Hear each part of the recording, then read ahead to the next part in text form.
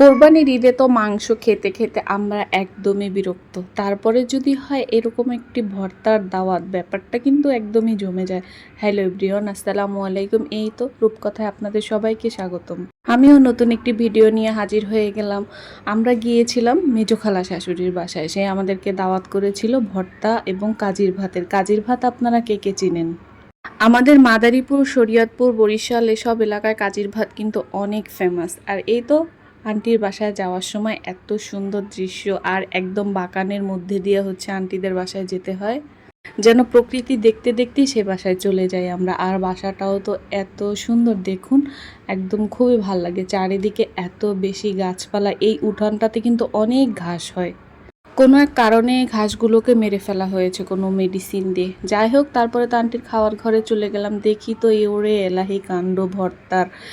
এখানে অনেক রকমের ভর্তা ছিল, প্রায় 16 রকমের ভর্তা ছিল, মাছ ভাজা ছিল, গরুর মাংসও ছিল।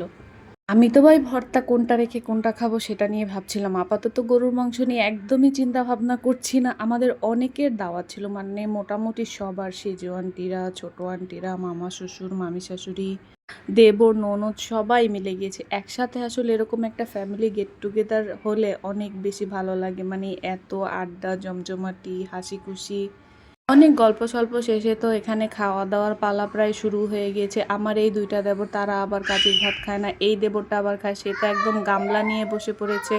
রে তো আমি খ্যাপাচ্ছিলাম, মজা করছিলাম। ওর সাথে আমার হাজবেন্ডও বসে পড়েছে। দেখে আমাকে সে স্বাদ ছিল, কিন্তু আমি তার সাথে খাবো না, কারণ আন্টিরা আছে, ননদরা আছে, আমরা সবাই আবার একসাথে বসবো। এরপরে হচ্ছে আমিও খেতে বসে যাই। আমি তো ভাই আজকে মাংস খাবোই না, চিন্তা করেছি আমি খাবো এই যে ভর্তা দিয়ে কাজির ভাত, যেটা আমার অনেক অনেক অনেক বেশি পছন্দ।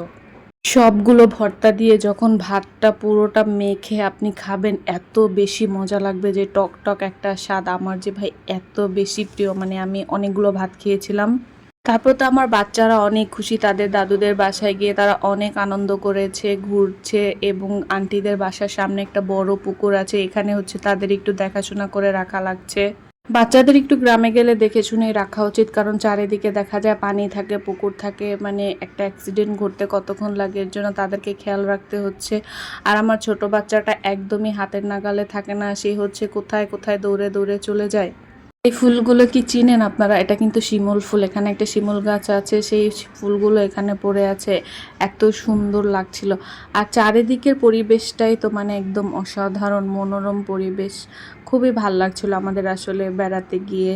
আর এত গরম লাগছিল, মানে গরমের দিন বলে কথা।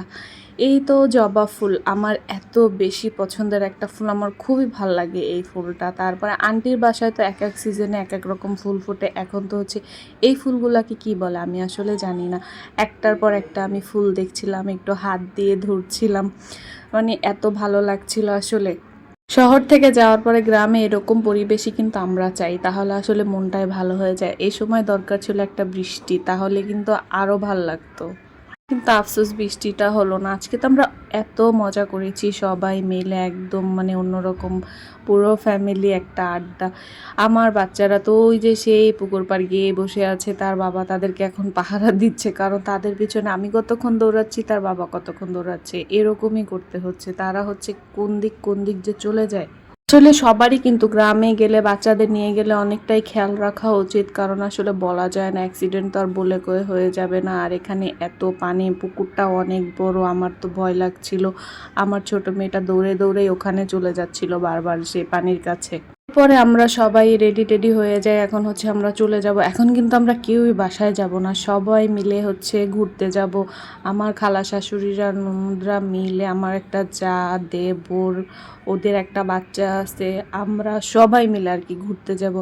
এই যে আন্টিদের বাগানের মধ্যে দিয়ে এখন হেঁটে হেঁটে যাচ্ছি, এত বড় একটা বাগান, এত গাছপালা।